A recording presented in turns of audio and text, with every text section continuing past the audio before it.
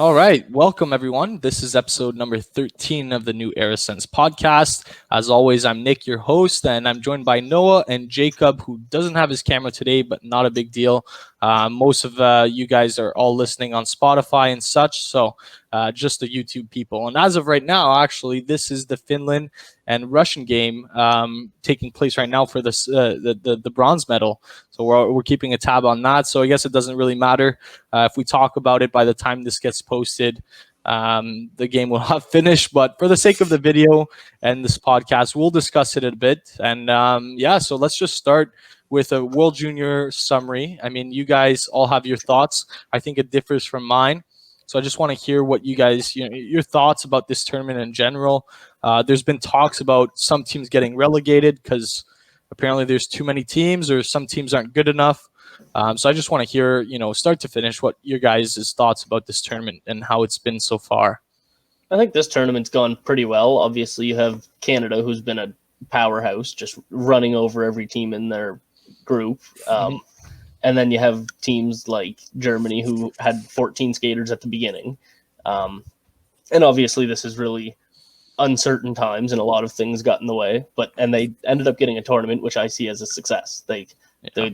Tonight's the last night of the tournament. And I think with this tournament, like, you see guys like Trevor Zegras doing very good, Dylan Cousins, even Tim Stutzel, like those three guys, Levi, the Canadian goalie, they're all doing very well. Mm-hmm. And it's just, I don't know. I understand where everybody's coming from with all the issues with having teams like Kazakhstan in it and other teams like that. But I don't know. I think it's a good, fair way to get everybody involved. Mm-hmm. It's tough to have a tournament like this and not be able to and like only include the best of the best. Like look at the World Cup. It's the same way. There are teams that like will go in for a round and nobody bats an eye. It's the same. It's the same thing. Every tournament has that kind of thing, so it's impossible to get rid of. Canada is just like Jacob said, just flattened everything and everyone. I think this could pretty well be one of the greatest Canadian squads we've seen in a long time. In 20 years' time, it'll be top two. And just think about it, boys. There could have been Doc and Lafreniere on this team. Yeah. Could have been a different story. I mean, every game would have been 10-0. Every game would have looked like the Germany game. Yeah. Doesn't matter if you have 14 players on your roster. Yeah. And I think it's one thing, though, that I take away from Team Canada is that, yes, they're stacked with talent and obviously very good, but their biggest, their best performer up to date for me is their goalie, Devin Levi. And, he still made some shutouts in games where goals could have gone in and it could have been a different game. But he's held the fort and he's done a good job at doing so. And you know what? One of my good friends actually played with Devin last year in Carleton Place. And he's like, there's no doubt this is the best player, the best goalie I've ever played with. And his maturity level, the way he conducts himself in practice, he says is top notch. This is why people, they are surprised, but they shouldn't be surprised because of how committed he is to being the best that he can be. And you know what? Seeing him on the ice, just back in that team, it's just incredible. And just to think about that, Florida has Spencer Knight, Devin Levi, and they currently have Bobrovsky in net.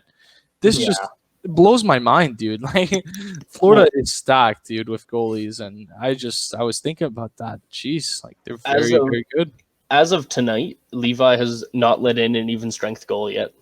Yeah, it's ridiculous. It's unbelievable. Their only game left is the gold game. Like, that's insane. I think there's only been one.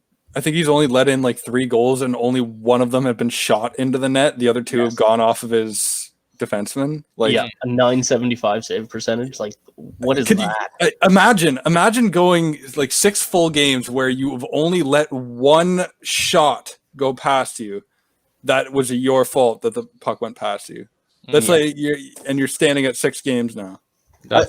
I do also want to add, I think that Canada has an incredible defense and don't let very high quality shots and many shots. I think that I don't want to take away any of the thunder from Levi because he's having an amazing tournament, shots or not. I do think that does deserve a bit more credit, though. The fact that the Canadian forecheck and the Canadian defense is just so incredibly hard to deal with. Yeah, that it's just overwhelming for other teams. They cannot get into the Canadian zone because they're just hemmed into their own zone. Yeah, but I might be wrong about this, but I'm pretty sure I've seen that through 6 games, there's only been 118 shots, which is an average of less than 20 shots a game. I might be completely wrong on that, but I wouldn't be surprised. Unbelievable. And you know what, though? The one team that could potentially give a hard time to Canada is the team they're facing in the finals, is the U.S. And you look at the last 3 times that the U.S. have faced Canada in gold. They've beat Canada every single time. So is this going to be the first time, I think, in the last 20 years or last 10 years that Canada beats U.S. in the finals? I mean, I'd love to see it. But then again, you have to just remind yourself that the U.S. have beaten Canada in the past, and this is one team that's a real threat for them. And maybe, comparing them to the other teams, I mean, there's a different notch, I would say. I would put U.S. and Canada at the top, and then there's a big drop maybe after that. But there's clearly 2 great teams in this tournament, and here they are facing themselves in the finals. So early predictions, let's talk about it. I got Canada maybe 5-3 winning this game, but I don't think U.S. Put up an easy fight, and I think it's going to be a very, very entertaining game to watch. So let's hear it. Let's hear it, boys.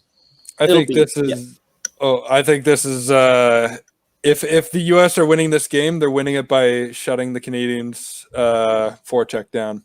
That's the only way they're going to be able to win this game. They're not going to be able to compete with the high-powered offense. They're not going to be able to outscore the Canadians, in other words. They have to shut them down. They have to use Spencer Knight. They have to use, Cam York. They have to use Jake Sanderson. They have to use all these guys and force them away from the net. If they can force the Canadians away from the net, they have a shot. But with that 4-line machine, man, I just don't know if it's possible. Yeah, it's quite an offense. And like you said, the only way that they can win this game is if it's a 2-1 game or a 3-2 game, and that's because they just only play defense. Like Zegras is a fantastic, amazing player. Well, great. Dylan Cousins is having just as good of a tournament. Well, there's your best player canceled out. Now who else have you got? Yeah, Caulfield. You can give comparisons of Byram and Sanderson. I mean, both are very close in terms of being the best defender in the tournament. Drysdale's been really good so far, I would say. But if I look at it, though, I still see I see it as being 2 very similar teams. It's just Canada's been so dominant and so good at making plays. I don't know. That's just the way I see it, but I do think that U.S. have a really good chance of beating Canada tonight. I don't think it's that far-fetched, though. It's the forecheck. They're always on somebody. They never let a puck go uncontested. Yeah. And they always have a guy that can compete. Everybody's, there's always a guy open. There's always a guy ready to take a pass, and there's always a guy ready to intercept a pass that's coming from the other way. Yeah. They've always got somebody in the right position. They've got total buy-in from the players to the coaches. It really is just a full machine of a team. Mm-hmm. No, you're not wrong, and it'll be cool to watch. Right now, I'm keeping a tab. I think it's 1-1 Russia and Finland, so we'll see how that goes. But before we jump on to the next subject, Igor Sokolov is joining us later on the show, so stay tuned for that. You could skip ahead if you like, but we'll just keep having some discussion. Actually, it's episode 13, and he wore 13 in Russia for the World Juniors, so little fun fact. His Billet mom will also be coming on the show and surprising him. He doesn't really know that right now, so should be a cool little tidbit. But moving on, training camp is underway. I've talked about this with Dave for this weekly's report on YouTube. But it's been cool to sort of hear some news because this year we sort of haven't gotten anything. So every day there's a bit of news that comes out, and I think Sens fans just get so excited just to hear a little something or get some pictures. So we've had some line pairings that came out. We saw Norris playing with Kachuk and Dadanov, if I'm not wrong.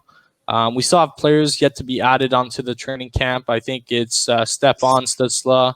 Abramov is still injured, Tierney as well, and Brandstrom is right now quarantining because he was in close contact with somebody.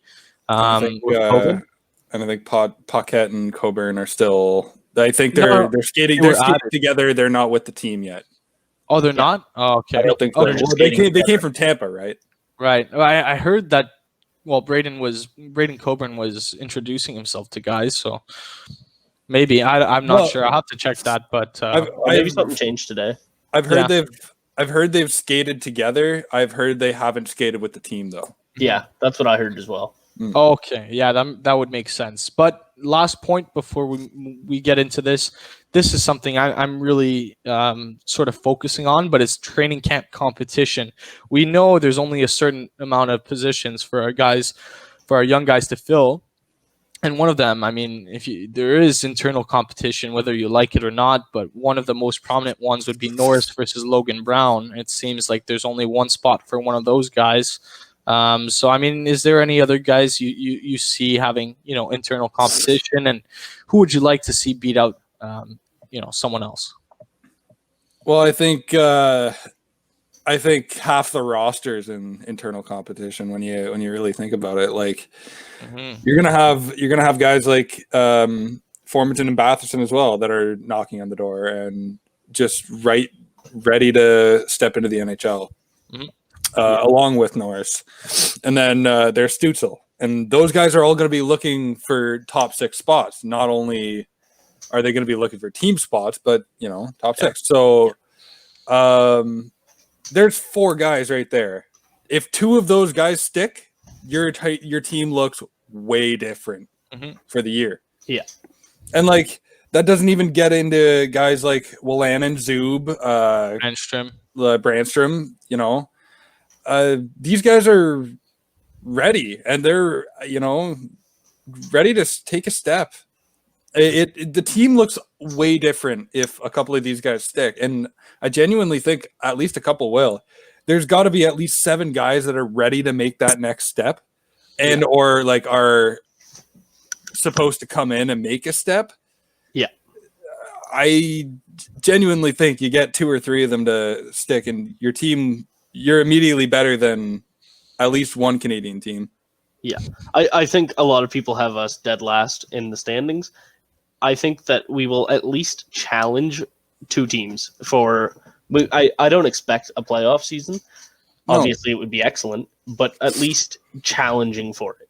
One thing you always see with these lists of players or teams, and always Ottawa being at the last juncture, which is, probably where we'll be, but none of those lists include anything to do with any of the rookies, which, like I say, there are tons of them that are ready to step in, right? Yeah.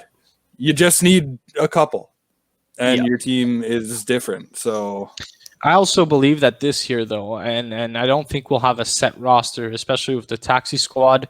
No. There's going to be so much change going on throughout the year that our lineup will never be the same more than once. That's just my guess on it, and that's why I believe that. People are freaking out because they're like, oh my God, we just acquired Stepan. That's a roster taken from our young guys. Or, oh wow, we just got Paquette. That's filling another position. But you shouldn't look at it that way. And I think that's the emphasis that Dorion and DJ Smith have sort of tried to put out there, is that they're saying, yes, we acquired these guys, but that doesn't mean our young players won't be playing. They'll play this year, and they'll get every opportunity that they can, especially considering the AHL might be played in our city this year. The guys will be around them all the time. Like, this is a year where they're going to incorporate a bit of everything. You'll see Rudolph Balcers get some games in. You'll see Brandstrom make the team a few games. Drake Batherson, the lineup will always be different. Yeah. And I'm not too worried. And then, you know, like there's always injuries and things that could happen, and some guys taking bigger steps that will cement their position in the lineup. I'm not too worried. I would say the initial roster, I would expect at least 2 or 3 guys to make that team that are ready. There's no doubts that Stützle and Batherson are going to be on the team this year, but it depends who else. And I think what management is doing is making sure that these guys are at least learning under some vet presence and getting the most that they can, especially in a shortened season. It's all about development, and I don't think we did bad moves bringing other guys in, so I'm not too worried about that. No, and a lot of the guys we brought in, including the rookies that we have coming up, like not necessarily the top tier like Brandstrom, Norris, and all that, but like guys like Balsers and Abramov, they can be traded. We were told by our team that they're going to be sellers at the deadline. Yeah, or buyers, sorry. So that's what a buyer is. They trade their picks and prospects and upgrade their team. So I can't think of a perfect example right now because I don't know who's on a 1-year deal this year. But like, for example, if we're pushing for a playoff spot, we might, and Buffalo isn't, we might throw an offer to Buffalo on Hall if he's available. Yeah, I mean, that's unrealistic, but like, it's the only example I can think of. But I know what you mean, though. We have enough guys to at least. I mentioned this last time, and I think a lot of people agree with this. But eventually, we'll have to trade quantity for quality, and we have a ton of quantities. We have so many players, too much depth at this point that some guys might get pushed back, and you know that just runs their value a bit lower than what they were. Right, so you have to be careful. It might stunt some development for some guys. So eventually, I mean, I don't think we're too far off either. I mean, give or take 1 or 2 years, you have our young players maturing a little. Eventually, you'll have to move some out and just get those quality players on your team to make a push. Eventually that's going to have to happen. And I like your point, Jacob. So yeah. I don't know. We'll see. Yeah. All right. So next little thing here, I've got the division names. Today they were announced that they were sold to advertisers. The North Division, which was the All Canadian Division, which I'm still going to call, but it's been named the Division. Yeah, exactly. So whatever they want to call it, sure. Do it for the money. I don't really mind. Doesn't affect me. It's still the Canadian Division. Whatever. But it has been called the Scotia Division. I think the other 3 are Discover, Honda, and Mass Mutual. I mean, look, people are going on and complaining about it. I don't really care. I understand why they did it, and I mean, they're trying to make up for some lost revenue, which is fine. Does it change anything for me? No, not really. I think what really changed something is the logo on our helmet. I hope that isn't too ugly. I mean, I saw the ones on the Leafs, and it's a Scotia logo, which is red. And look, I'm not going to knock on them, but having a nice little red logo on their helmet with an all blue and white jersey, it doesn't look too good to me. So what's your thoughts on division names being sold to advertisers and, you know, the ads on the helmets so far from what we've got so far? Yeah, I don't care what they want me to call it. I'm going to call it the North Division. Mm-hmm. Like again, it's for money. I understand. I'm not like trying to harp on it. I totally understand the reason for it. I'm just not gonna call it the Scotia Division. It's a 1-year thing. Hopefully, it's gonna be it's most likely gonna be a 1-year thing, anyways. So yeah, and it doesn't matter. Like it does to the advertising and the people who pay for the advertisement. It matters like 100%. Their name's going to be all over Instagram and Facebook and YouTube. And I will admit, though, what were they thinking with Mass Mutual? I know. What kind of that doesn't to make me think hockey at all. Yeah. I mean, Honda barely works. Well, Honda has been the All-Star game for the last few years. Yeah, that's why, that and the fact that it's been a, Hockey Mom band for since its inception, right? Yeah. So, and I do like Scotia. You have some rinks named after Scotiabank. You have, I really like what they did with Calgary. Canadian. I think, and like it. Oh, the Saddle Dome, yeah. And I really like what they did with the ad on the helmet. I think it looks really good on Calgary's uniform. Yeah. Have we seen it with Ottawa's yet?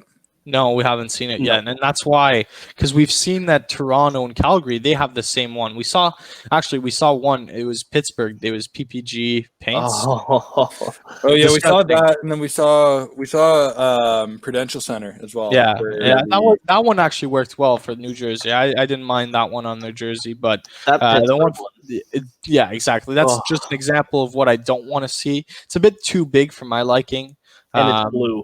Exactly. I do like the subtle ones. Like, I think it works really well for Calgary.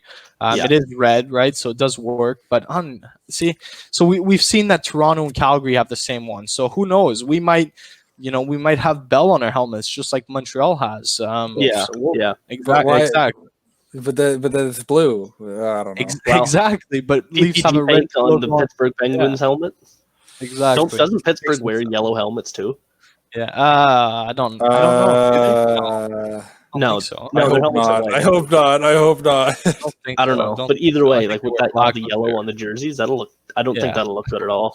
I think it would have looked a lot better if they went with their retro reverse baby blue jerseys. But... I think it actually would have had good accent if it was. Missed the opportunity. No, I'm joking. I like the Penguins retro reverse. Yeah, it's not that bad. And all right. So ancient Lemieux.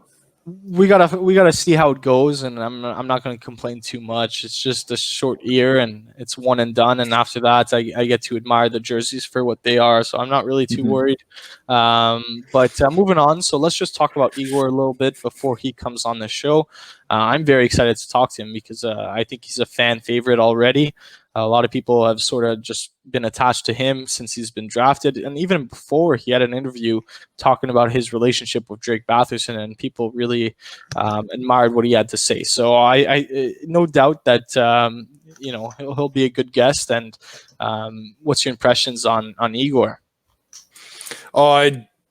This kid's got the skill set to be the next Marian Hossa, right? Like, his puck protection is fantastic.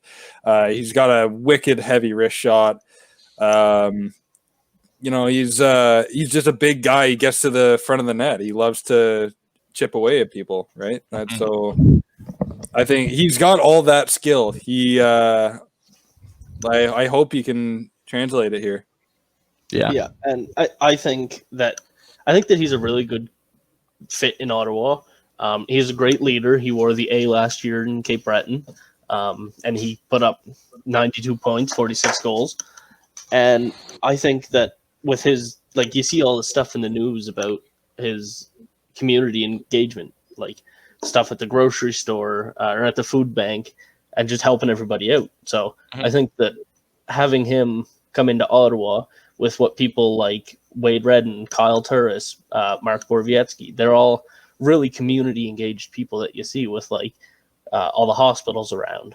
And I think that he can be a really good fit in Ottawa if he ends up being a good NHL player. And he seems to be, like you said, a very high character player. And I think, that's sort of where the Sens are leaning towards while building this new team and this new group of guys. They're bringing in high character players. We've seen it with JBD and how he stands up for his beliefs. And I mean, he's probably one of the best teammates that someone could have. We've seen guys like Brady Tkachuk, first year in the league, already leadership. He's already, throwing leadership around in the room. And I think that's sort of the impression that Dorion is doing. I think he's telling his scouts he's looking for high character guys, maybe some friendships that are already formed. And obviously we've seen that with Igor and Batherson. So it's always good to hear these things from players. And it definitely makes me want to see them succeed a bit more. But like you said, it's not just his character. He's a very good player, and he does a lot of things right. And I think he's going to step into the AHL and have a good year right away. So I'm excited to see how his development goes this year, and it should be a treat to watch, in my personal opinion. I think so too. I think he's going to be a very good player for whatever team he ends up on this season. Exactly. For sure. All right, so without further ado, let's welcome Igor onto the show. All right, everyone. And yeah, Igor joins the show. So how are you doing? It's good to have you on the show finally. Yeah, thanks for having me. Doing pretty good. Yeah, I mean, you must be busy. I think you just arrived in Ottawa last week, right? So sort of it's been a bit of a change for you. But, I heard you were staying at the Brook Street Hotel. And by the looks of it, I think that's where you're staying, right? If I'm not mistaken. Yeah, yep. Yeah. So how's that experience? Are you, all settled in Ottawa? Training camp's going well? Yeah, it's going well, absolutely. I came here on Christmas Eve. I had to come because of the quarantine rules. If you come to Canada, you have to isolate for 7 days. So it was like a crazy time for me because before they were saying it's only 48 hours rule for people who is from Canada, and then NHL made a rule of 7-day quarantine. So they literally called me. I was at the gym working out, and they telling me, "Are you able to fly out right now?" You gotta do isolation for a week. So, but I couldn't fly out right away because I want to spend time with my Billets. Obviously, we expected me having a Christmas with them and then go. So yeah, next morning I flew out and I isolated for a week, and now the camp is underway already. 5 or 6 days we were practicing and working out, and been fun. Awesome. I mean, that must be a cool experience. I mean, all these new fresh faces. It's a new city as well. I know you went to the Columbus camp last year. So I just want to ask you, did you have any expectations before coming to this camp this year? And did you know any of the other guys? Obviously, we know Drake Batherson, but did you get the chance to meet other guys and sort of just make new friends in that sense?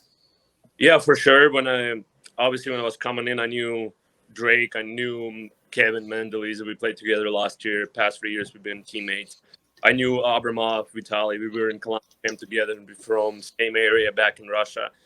And then I obviously went after a draft. I got drafted. Like people like Brady Tkachuk, Thomas Chabot, like gave me a text and congratulated me and stuff like that. And Russian guys as well, like Anisimov, Dodonov, Zaitsev, we got very close for them. So I think it's awesome atmosphere here. I'm enjoying every minute, try to learn from everybody, how they taking care of themselves, how just, being a professional hockey player is a big thing. So, it's just it's just a great opportunity for lots of young guys like me right now. Just learn and, have that experience in your back pocket. Cool. Yeah, that's awesome because I think, if you look at the Sens, we're a pretty young team and we have a lot of young guys. And I think that's what, our management is sort of going for is have all this mold of young players getting along and practicing together. And we love to see it. And, we're super happy to have you on this team as well. So I'll just get that out of the way. Jacob, you can start with your question as well. Yeah, so I just kind of wanted to ask you about your move from Russia to Cape Breton. I'm also from Nova Scotia.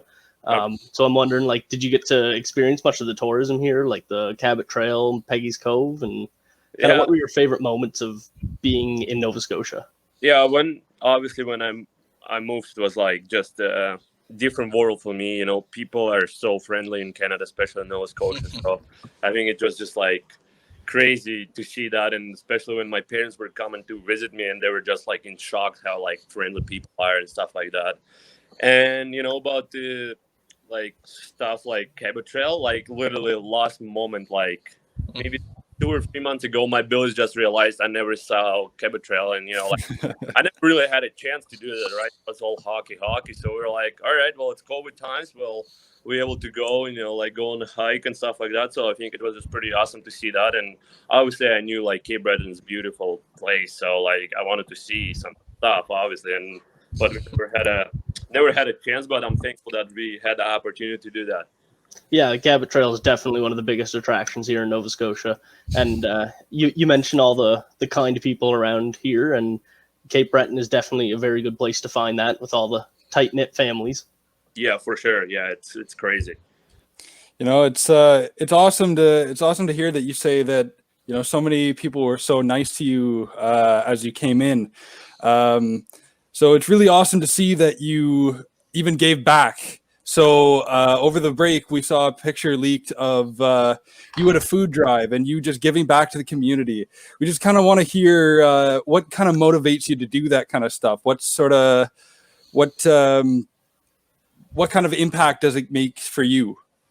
Oh, I think it's just like the person I am. Basically, that's how my parents always taught me, and told me that like if people do nice things to me, I have to give back. So being in Cape Breton past 3.5 years, I gain a lot. Like I grow as a person, I grow as a hockey player. So I thought that to have that opportunity to give back to community, my Billet family and stuff. So I thought it was pretty important for me to do that. So I was really happy to make people smile, through those crazy times as well. Nobody knew what to do. So I thought it was just pretty cool experience for me. Oh, for sure, man.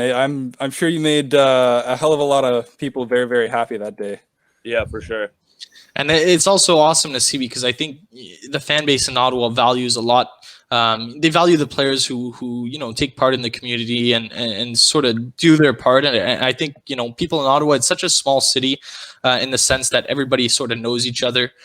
So there's always some story about one player doing something for someone, and I think it just goes a long way in the city of Ottawa. So to see that you did that back where you played in Cape Breton, I think it's unbelievable, and not many people do that nowadays. So really, congratulations for that, and I thank the people on their behalf.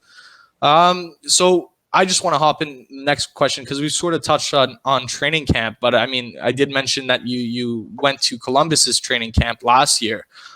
So just to emphasize on more of that, but how was your experience different this year? Is there anything, obviously we have COVID going on and if things are different, but is there anything that you sort of took over from last year's training camp into this year, and how as a player, do you feel like you're more ready this time around? Do you feel like you gained some weight, some muscle, or do you feel more prepared to take on training camp this season? Oh yeah, for sure, man. Like coming out, like I had a long off season. I've been training 10 months in a row. Mm-hmm. Tried to basically prepare myself to be a pro hockey player, and I think at the same time it's probably going to sound crazy but I'm going to say that I'm thankful that COVID time hit it. Actually, like I'm thankful to. Not like I wanted that to happen, but especially me, like last year, I had such a long year being going to Columbus camp, and then I played Canada, Russia in the Q, and go World Juniors and stuff. And then like we had a good team. We would have like good run, right? We would have went like third or maybe like a final. So and then I had to go to combine, and then right after it, it's a NHL draft, and then right after it's dev camps. Like. Yeah, myself to not be. Maybe I would be mentally ready, but physically I wouldn't be ready. I wouldn't have as much training, and I wouldn't have as much skating and stuff like that I want to improve. And those 10 months, basically, since back in March, I was able to work out, and then the rinks opened up. I stayed for 5 months working on my skating. So I'm really happy that that happened, and I could make the most of it. So. And right now, coming in the camp, it's obviously a different team, and but being around the pros last year and have that experience in my back obviously helps me a lot. It's just like how quick hockey is here, and how quick you have to make that decision with the puck, and obviously how strong you have to be because guys are so big and guys.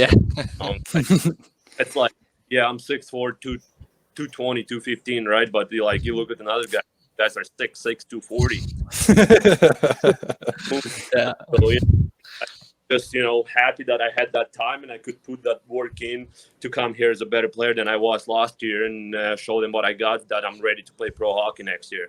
Yeah, I love that. At least you sort of used the lockdown to your advantage in that sense that you did get the chance to work out and get on the ice by yourself, which is sort of an advantage nowadays because not many people are able to do that. So that's always good to hear. You mentioned the World Juniors earlier. I'm pretty surprised you told us you wanted to start early because right now we have the Finland versus Russian game going on, and I thought you'd be all over that. But nonetheless, very happy to have you on the show, though. So. I'm kind of so rattled and disappointed from last night game. So I have it on right now, but I'm it's just a different feeling. Than bronze game is different than gold medal. Yeah. Watching, and I hope boys win, but it's not the same feeling. Yeah, no kidding. We know you've had a lot of success in the QMJHL, but we just want to hear you describe your game. We want to hear from you how you would think you play. and who you would model your game after probably the best. Well, I think I'm just a big power forward. I really do have a heavy wrist shot. So I think I had a big advantage in the cube where it's like I could just beat goalies clear and stuff like that. But I think I'm just a dangerous guy around the net. Like I have a big body and I'm not scared to, be in that dirty area, get cross-checked and stuff like that. I love doing that stuff. So, the big body using it in the corners and protect the puck. And, so I think it's just like the way I'm playing. And I would say lots of people would say I could look like Blake Wheeler because he's a big guy, right-handed, and so I think it's just like some people compare me to that, but I'm not trying to compare myself to anyone. I try to be Igor Sokolov, obviously, but learn from the people who you could model yourself, who you look like is important, and take little tips from them, watch their games, watch their shifts, how they play, and take it on the ice next day. It's pretty important for me. So I had lots of videos coming from my development coaches from Ottawa, how Blake Wheeler playing. So, I see what he does on the ice, and obviously I try to bring it on too.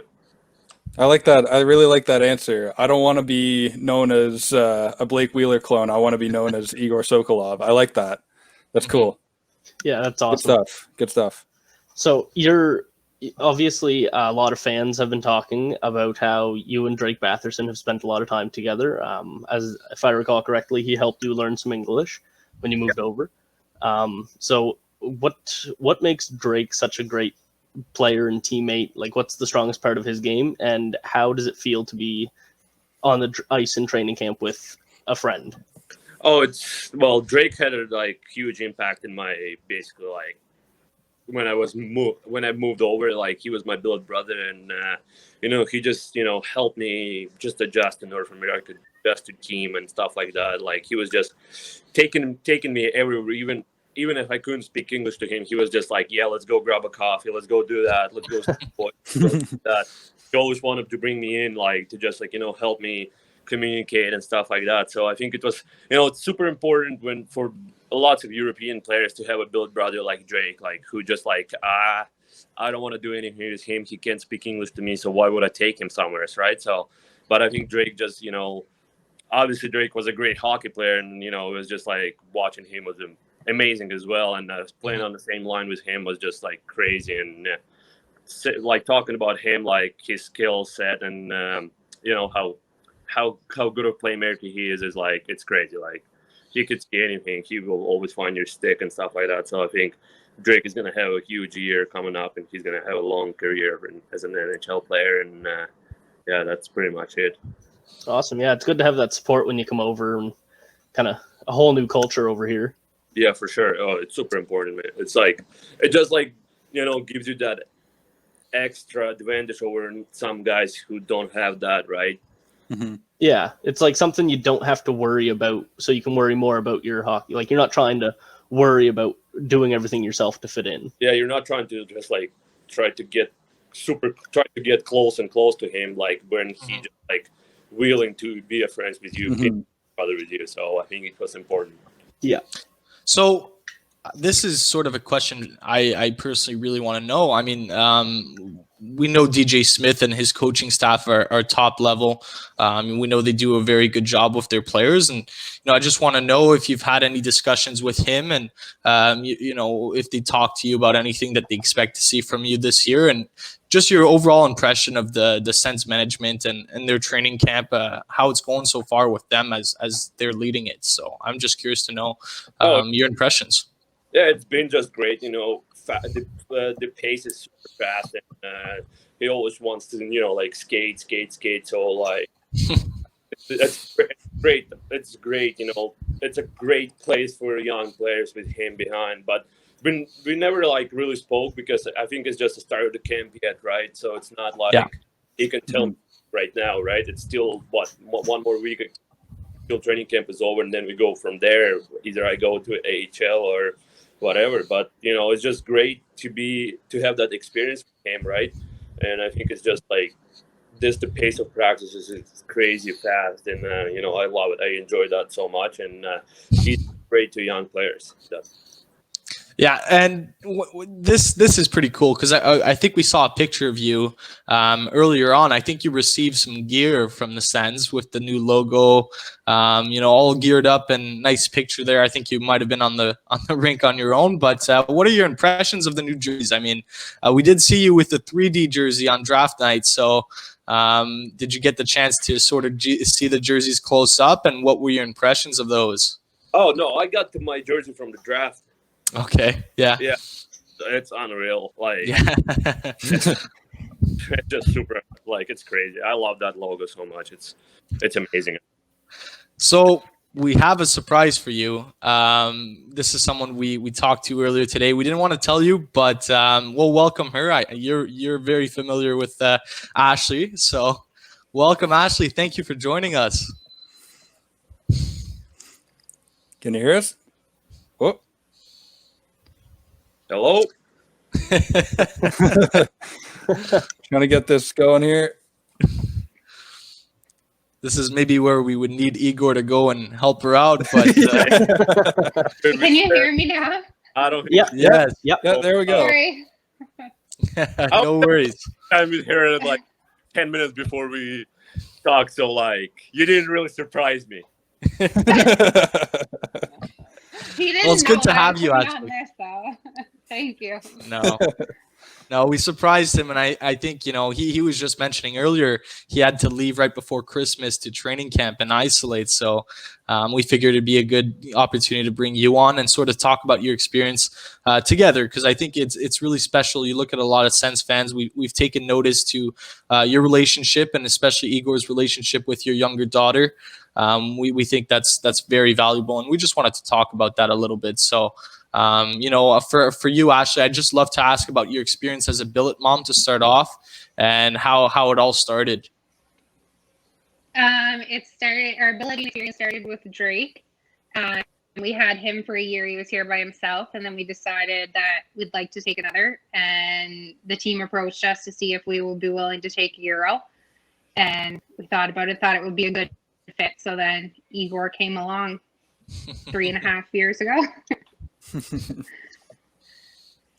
Yep. Yeah, that's awesome. All right, so just with that, I mean, how was it having two guys and having to feed two grown men who are still growing all the time? I mean, that must have been a challenge. Two grown men playing a high level hockey who they don't necessarily ask for much, I'm sure, but you still got to feed them and take care of them, right? So how was that, having a guy from Russia come into your household? It was overwhelming at first, but we got used to it pretty quick. I've now added on. I've been up to 3 at once. I'm back down to 2 now that Iggy left again. But you get used to it. You just cook a lot. Yeah, I still overcooking the last couple of days because I'm used to cooking for him too. So they want a lot, but they always love it all. So it works out. Mm-hmm. Oh, that's awesome. So, Igor, we'd love to hear your experience on draft night and how special that must have been to be able to share that with your family as well as your Billet family. We've seen all the videos of your reaction to getting drafted, and I think I can speak for the whole fan base when I say this, but we're all very, very happy to have you here in Ottawa and in a Sens jersey, and we're all super excited to see what you can bring. So we just want to hear sort of what about your draft night day or draft night sort of experience. Yeah, well, first of all, obviously it was expected to happen way quicker. It was expected to happen in June. Mm-hmm. But right. I had a little bit unexpected, but just obviously it was super important for me to share that with my family, basically, right? So I had opportunity to have my family back home on Zoom. I had opportunity to have my Billet family and my agent all together having a lunch and then watching the draft. So I think it was just special to share a moment with everybody, right? So who helped me along the way and who support me and who never, gave up on me, basically. And it was just special to hear my name, obviously, being passed over to draft twice. And then, finally that happens, that the work you put in and it finally paid off. So I think it was just, crazy experience. I couldn't believe it at the start, but, I obviously, 99.9% I was sure, but like in NHL draft, you never know. But it was just like awesome experience. That's Good, awesome, buddy. good. So Ashley, I have one more question for you. Yep. What's it like to have somebody like Igor come into your family and just be so great with your family? It's incredible. We're close with other Billets, obviously, but there was just something about Igor. Him and Nico just took to each other instantly, and they're brother and sister in so many ways. And he's our son in so many ways. It's just, you can't describe it. Yeah, it's really good. It's good to make such a connection. And you said 3.5 years. It's a long time to build that connection and expand on it. So For sure. Oh, that's awesome. And I love to hear those stories because I don't think, we hear about them enough. And I think you ask any professional hockey player and some of their favorite moments or their best memories are made with their billet family. And they become such an important part of their journey. And you know what? We were just astounded when we were watching these videos, and we've kept up with your Instagram, and we do notice that Igor posts a lot of pictures with you and your family, so that's very nice to see. But just on draft night, I mean, how was it to have everybody there? Because Igor, I know it's like your second family, and it's sort of different this year, not being able to be in the stands or whatnot. But just to share that with everyone, did you get some sort of excitement when you heard Ottawa call your name?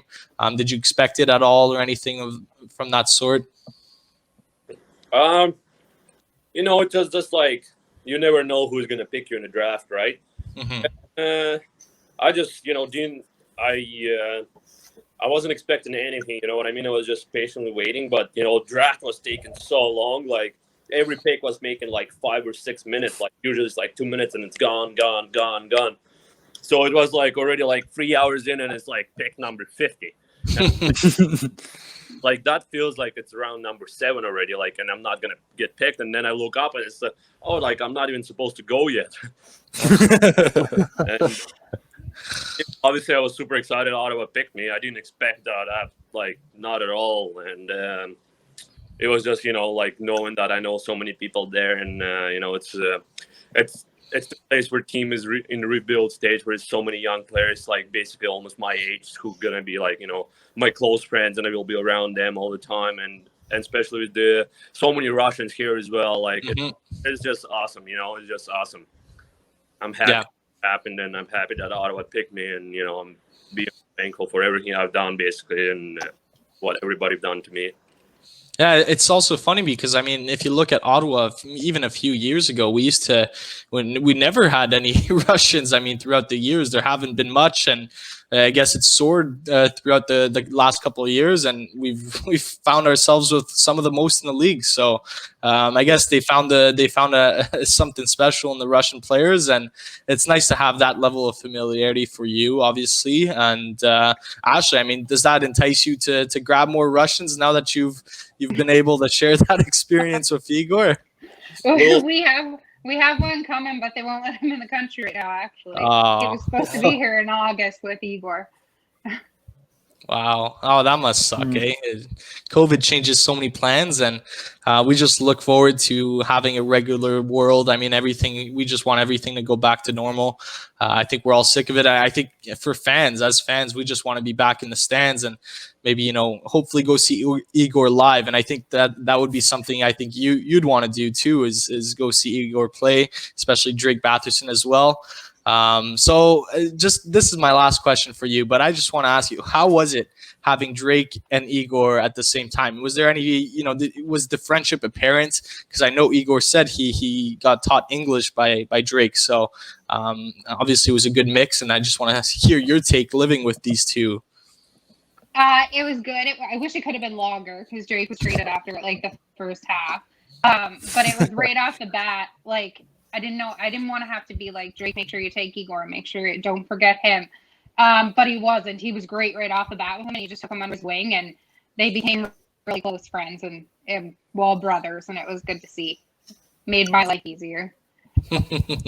Of course. Well, guys, I just want to thank you both for joining me. It was obviously nice to talk to you, Igor, but sort of get Ashley's perspective on it all is also very well appreciated. And best of luck to you, Igor, and stay safe for both of you. And I wish a happy new year for you guys. For sure. Thank you. Take care, guys. Take care. Bye.